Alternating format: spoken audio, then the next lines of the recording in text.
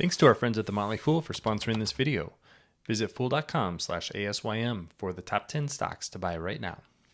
We recently got the second quarter delivery numbers from Tesla. They tell us the number of vehicles that they produced each quarter, and then the number that were delivered to customers. A couple of the things that I have been watching closely at Tesla and electric vehicle companies across the board is what does inventory build look like? So what's the mismatch between how much you're producing and how many vehicles you're actually delivering?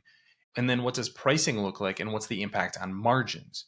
Tesla has been very aggressive in lowering their prices starting in late in 2022, but well into 2023. That continued in the first quarter and the second quarter. We've even seen more discounts just in the first few days of Q3. We want to watch those prices and margins because as more competition comes into the market, are we going to be starting a price war? Is that exactly what's happening?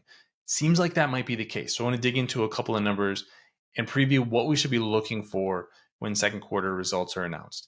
My name is Travis William. Thanks for watching Asymmetric Investing. Please subscribe here on YouTube for all my content and check out my newsletter, Asymmetric Investing, below. If you're into stocks like Tesla with high potential, I think you'd really enjoy that.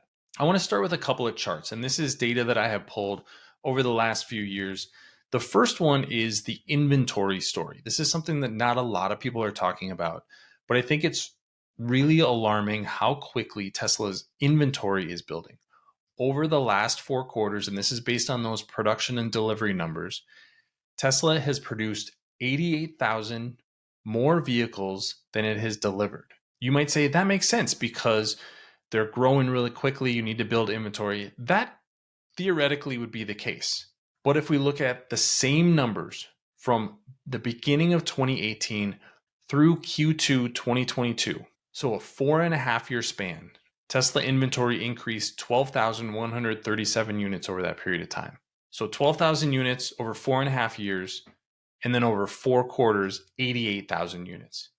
That's just a jarring increase, especially when you consider that prices have started to go down. This is the next thing I want to show you is revenue per vehicle.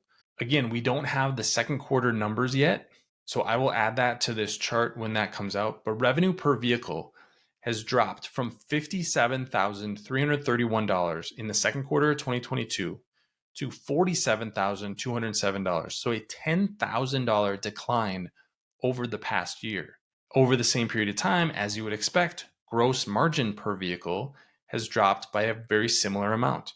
Peaked in Q1 22 at $15,675.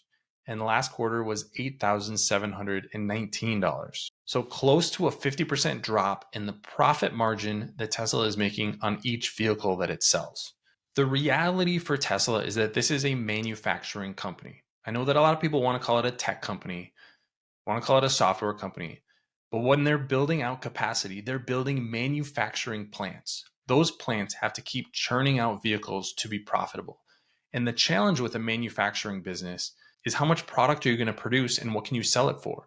If you keep increasing supply and there's not also an increasing amount of demand, you only have really one choice, and that's to discount your vehicles.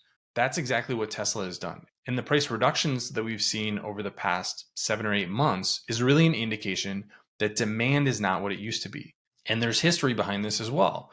During the pandemic, Tesla was one of the few automakers who could produce as many vehicles as they needed to. They were running at full capacity and they weren't discounting their vehicles at that time. They were actually raising prices. I have the numbers right here. Q1 2022, the average price per vehicle was $48,712. That increased by about $9,000 to $57,331 in Q2 2022. So a little over a year, Tesla increased prices because they had plenty of demand for their vehicles. Over the following year, we started to see automakers start to produce more vehicles, more trucks, more cars. It's far easier to buy a new vehicle or a used vehicle today than it was 12 months ago. At the same time, Tesla is increasing supply, so they've had to reduce prices and as a result, margins. I think when second quarter numbers come out, we're going to see those margins fall again. 18.5% was the auto gross margin excluding credits. I wouldn't be surprised if that number falls closer to 15% in the second quarter. And given what we've already seen in the third quarter and the number of electric vehicles that are ramping up, I think that could fall further in Q3 and Q4. If you're not worried about Tesla's manufacturing business, this isn't something to be worried about. But I think The core of Tesla is as a manufacturing company. So red flag number one, rising inventory. Red flag number two is falling margins. The third one is competition. I've talked about this before, but as earnings season ends, we're starting to see how much the competition is increasing their production. And I think it's pretty clear at this point that electric vehicles are acting very different than internal combustion engine vehicles right now.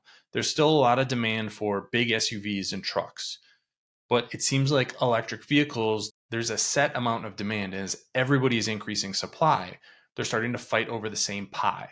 When companies start to do that, people start to lower prices. They start to lose money. And Tesla wants to keep its market share. That's why these price reductions are so concerning. We know that Rivian is increasing its production. We know General Motors is. Ford's vehicles are increasing production, and VW is as well. Not all of these companies are going to be able to win in electric vehicles. As everybody else increases production, if you're fighting over the same amount of pie, that means that somebody has to take a smaller piece. We've already seen a lot of analysts predict that Tesla's market share is going to fall pretty significantly over the next couple of years. And I think we're already starting to see that be the case. So looking forward, as more competition comes to the market, Tesla has even less pricing power. This is just a really challenging position for Tesla to be in. Even though the economy has remained strong, even though they're delivering a lot of vehicles, the overall vehicle number is not what you want to be worried about. What you want to be worried about is how much money are they making on each vehicle sold. And if that number is falling, it puts Tesla in a tough position. So those are the three red flags that I wanted to highlight for investors. What do you think about these trends? Let me know in the comment section below. Don't forget to subscribe to Asymmetric Investing. And like I said, check my newsletter in the link below. Thanks for watching, everybody. See you here next time.